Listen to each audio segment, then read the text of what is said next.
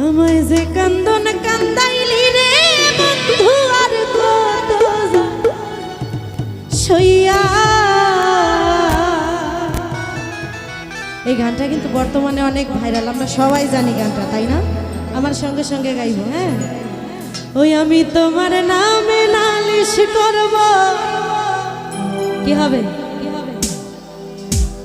আপনারা দেখি আমার চেয়ে ভালো গান জানেন। যে কান্দন কান্দাইলা রে বন্ধু আর কত যাই সইয়া।